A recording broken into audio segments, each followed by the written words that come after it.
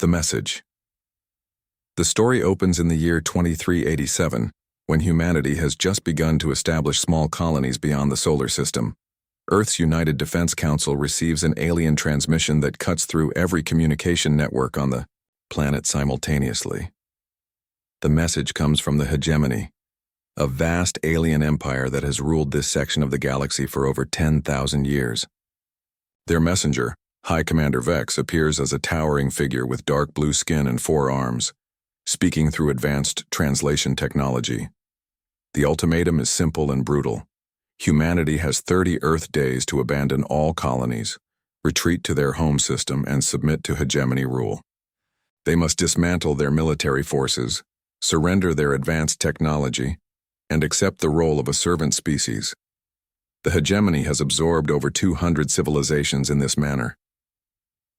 President Kane of the United Earth government listens to the message alongside military leaders General Ross and Admiral Pike. The aliens explain that humanity's rapid expansion and aggressive nature make them a threat that cannot be ignored. They offer examples of other species who chose submission and now live as valued workers within the hegemony. The alien commander shows holographic displays of their massive fleets, ships the size of cities, weapons that can crack planets, and armies numbering in the billions. He emphasizes that resistance is futile and that the hegemony has never lost a war. But something unexpected happens during the transmission. When Vex mentions that humans fight like primitive beasts and lack the intelligence for proper warfare, General Ross interrupts the recording. He asks President Kane a direct question. "Sir, are we really going to let these things tell us how to live?" The room falls silent as the implications sink in. Humanity has always been defined by its refusal to bow down, its tendency to fight against impossible odds. The colonists on distant worlds are farmers, miners, and explorers who left Earth seeking freedom. Admiral Pike reviews Earth's military capabilities. They have advanced missile systems, powerful space-based platforms, and a new experimental weapon called the Quantum Lance. Their fleet is small compared to the hegemony's forces, but human ships are fast and maneuverable. President Kane calls an emergency session of the World Council. Representatives from every nation and colony gather via quantum communication links. The debate is intense but brief. Some argue for negotiation, others for submission to save lives. Then Jake Miller, a representative from the Mars colony, speaks. He tells them about his grandfather, who fought in Earth's last great war. The old man always said that freedom isn't free and some things are worth dying for. The vote is unanimous. The response transmission is prepared by General Ross himself.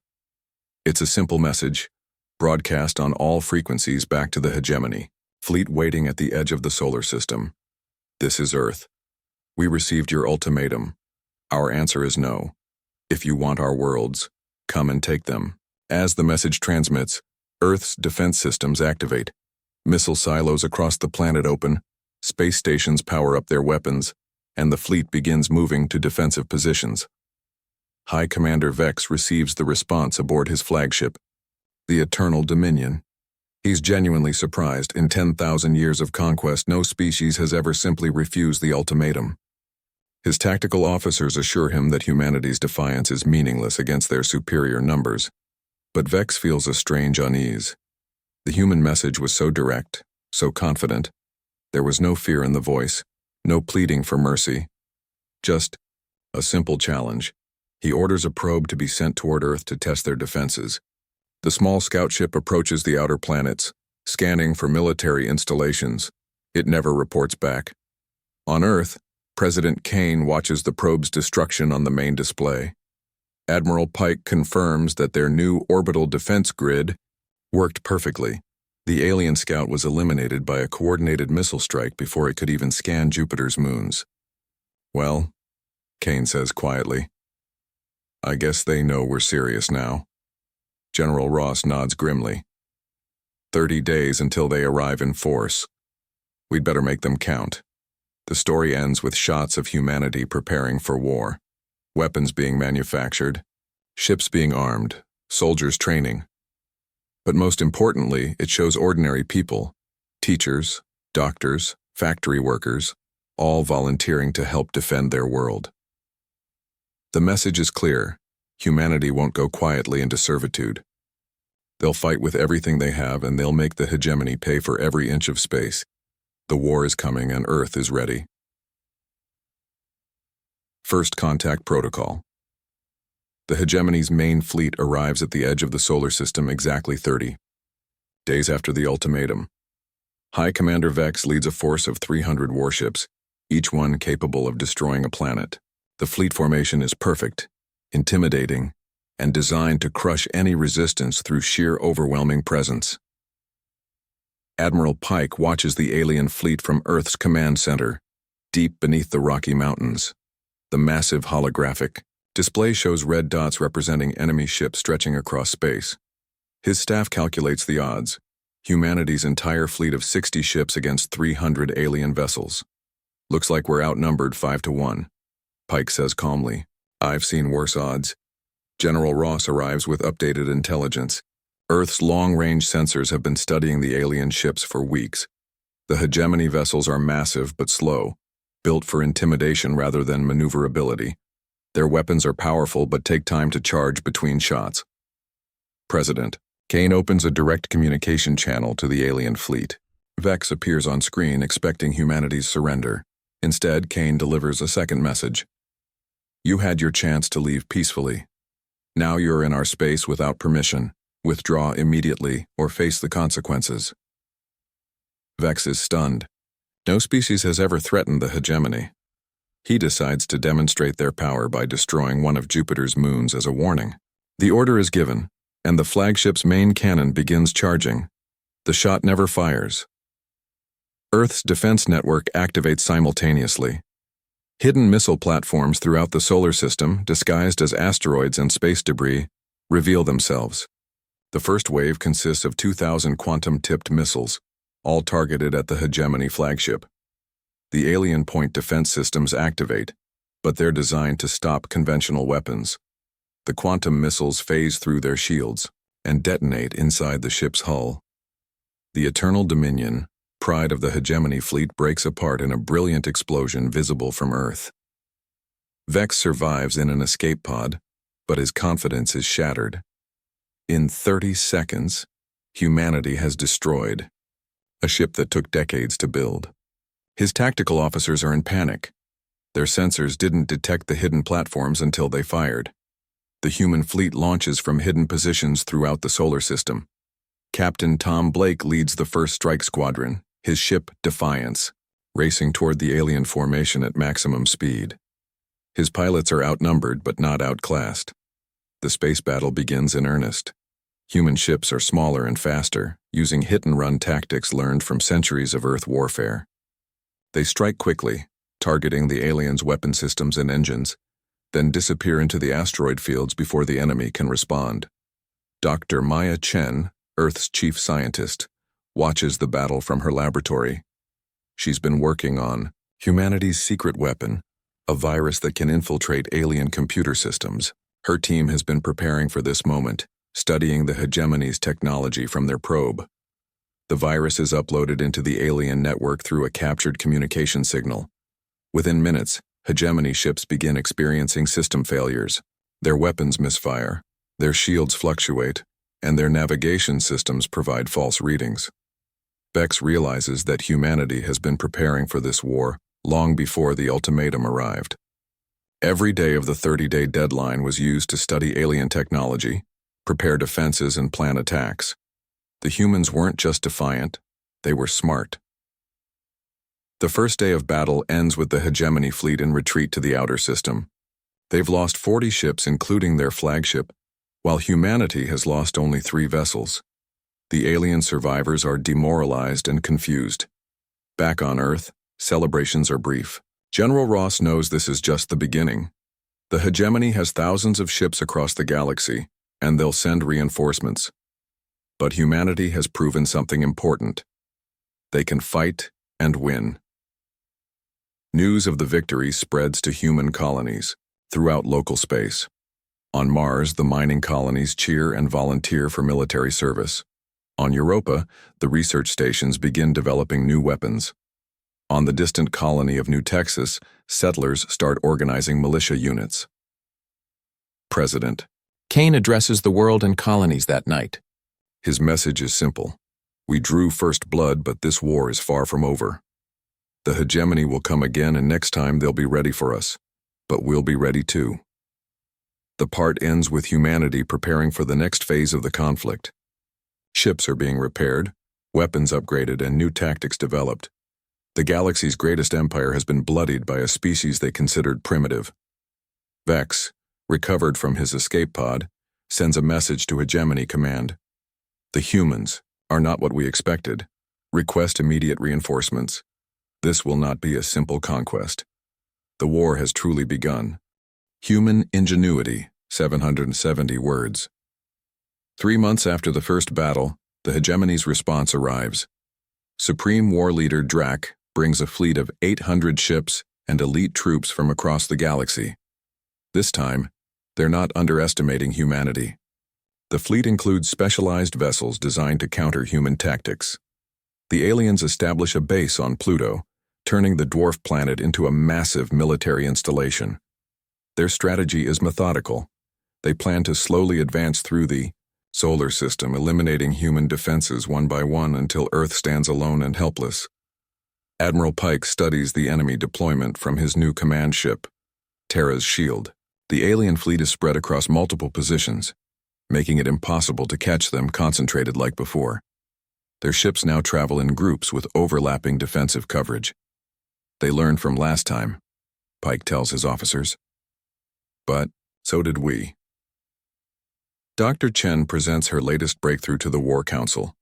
Human engineers have been reverse engineering captured alien technology, combining it with Earth innovations. The result is a new class of stealth ships that can become completely invisible to alien sensors. The first test comes when Captain Blake leads a reconnaissance mission to Pluto. His modified ship Ghost Runner approaches the alien base undetected. What he sees changes everything. The hegemony isn't just building a military base, they're constructing a massive weapon designed to destroy planets. Blake's mission takes an unexpected turn when he discovers alien prisoners on the base. They're members of other species that refuse to submit to the hegemony, survivors who've been fighting a losing war for years. Among them is Commander Rex of the Titan Republic, whose people were conquered 50 years ago. The rescue mission becomes humanity's first major offensive operation. A fleet of stealth ships attacks the Pluto base while the main human fleet engages the alien patrols. The battle is fierce, but humanity's new tactics prove effective. General Ross leads ground forces in capturing key sections of the base. Human soldiers, equipped with powered armor reverse-engineered from alien technology, prove superior in close combat. Their aggression and adaptability overwhelm alien defenders who are used to fighting more predictable enemies. The rescued prisoners provide crucial intelligence about the hegemony's structure and weaknesses. Commander Rex explains that the Empire rules through fear and overwhelming force, but they've never faced an enemy that fights as unpredictably as humans do.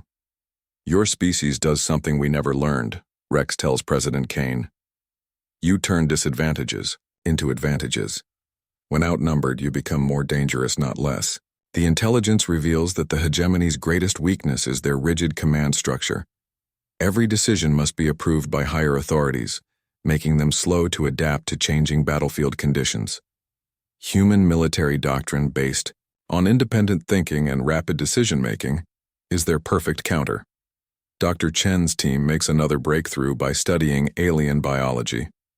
They develop a sonic weapon that disrupts the alien's sensitive hearing, causing disorientation and pain. The weapon is non-lethal but incredibly effective, allowing humans to capture rather than kill enemy soldiers. The prisoners provide detailed information about other resistance movements throughout the galaxy. Dozens of species are fighting hopeless wars against the hegemony, waiting for someone to give them hope. Earth decides to change the game entirely.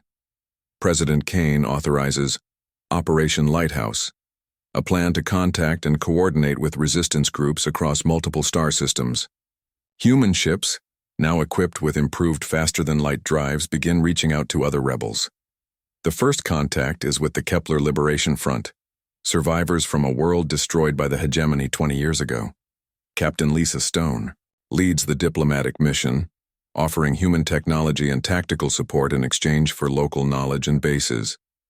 The alliance grows quickly. The reptilian Dracos provide information about hegemony supply lines. The crystalline prisms share advanced sensor technology. The gaseous nebula folk offer their expertise in ship-to-ship combat.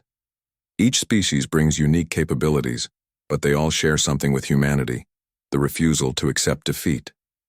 Together, they begin planning coordinated strikes against hegemony positions. Supreme War Leader Drac watches his carefully planned advance fall apart as human raids disrupt supply convoys and destroy isolated outposts. The humans aren't fighting a defensive war anymore.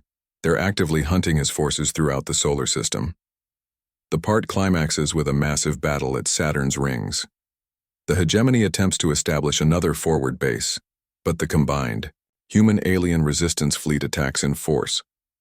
The battle showcases everything humanity has learned: stealth tactics, alliance coordination, and pure, stubborn determination. As hegemony reinforcements flee toward deep space, Drac realizes that this war has become something unprecedented. The humans haven't just refused to surrender. They've turned a galactic empire's invasion into a rebellion that's spreading across star systems. The war is no longer about Earth's survival. It's become about the galaxy's freedom. The tide turns. 770 words.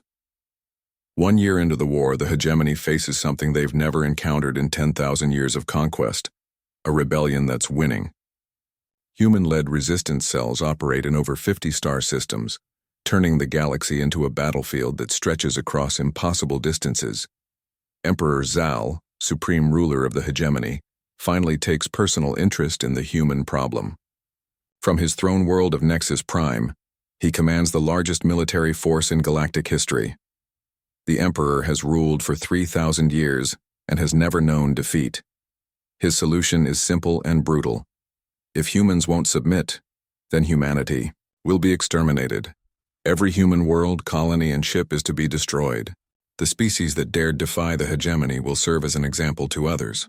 Admiral Pike receives intelligence about the Emperor's final solution from resistance contacts. A massive armada of 2,000 ships is being assembled at Nexus Prime.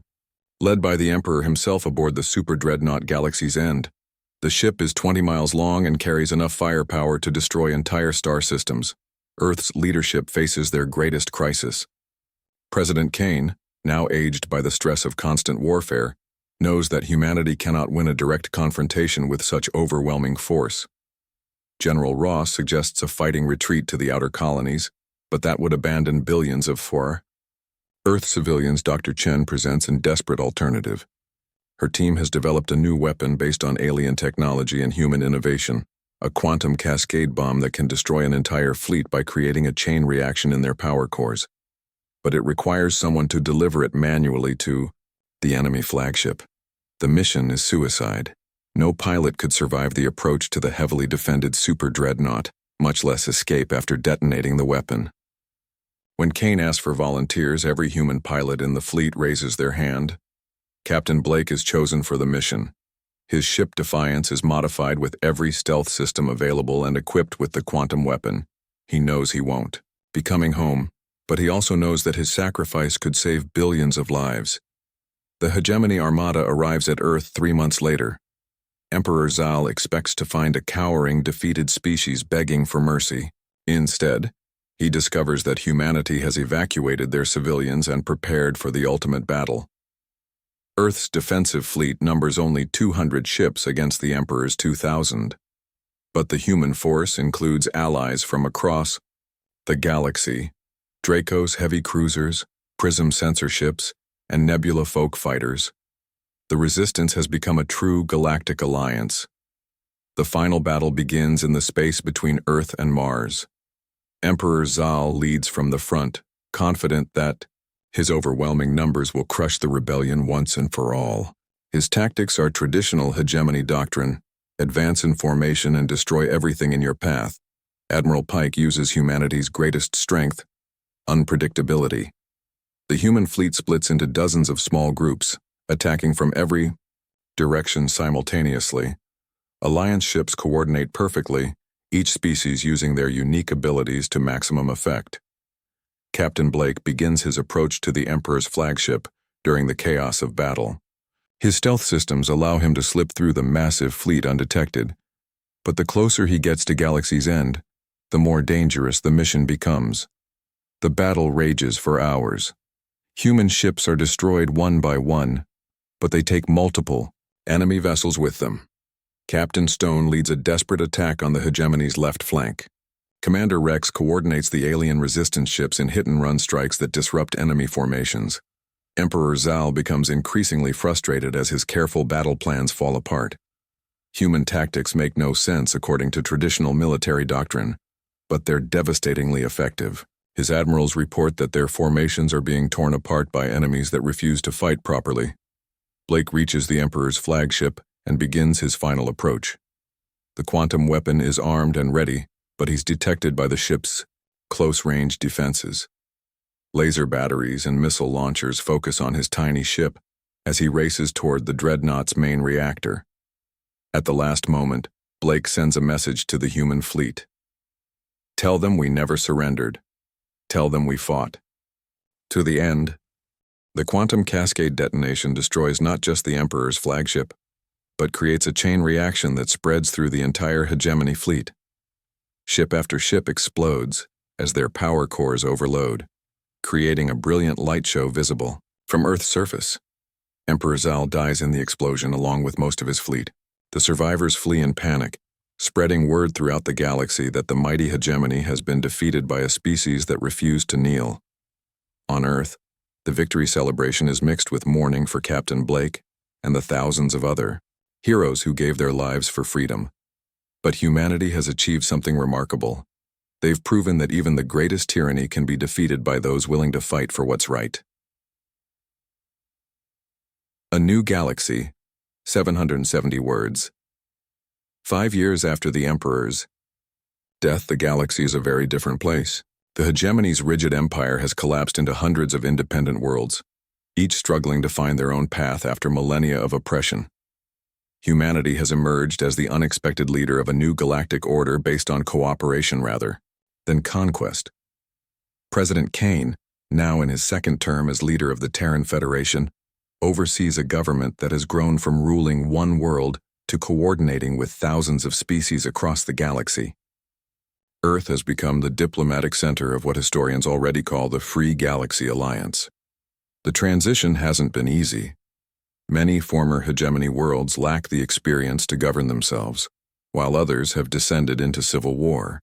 Human peacekeeping forces, working alongside alien allies, struggle to maintain order while respecting each species' right to self-determination. Admiral Pike, now promoted to Supreme Allied Commander, manages the largest peacekeeping fleet in galactic history.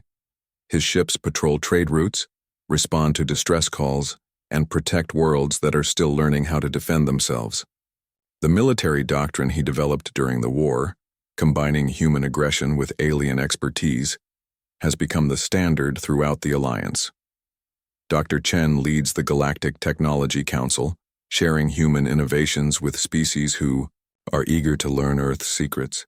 Her biggest project is the Freedom Network, a communication system that connects every allied world, ensuring that no planet can be isolated and conquered like the old hegemony used to do.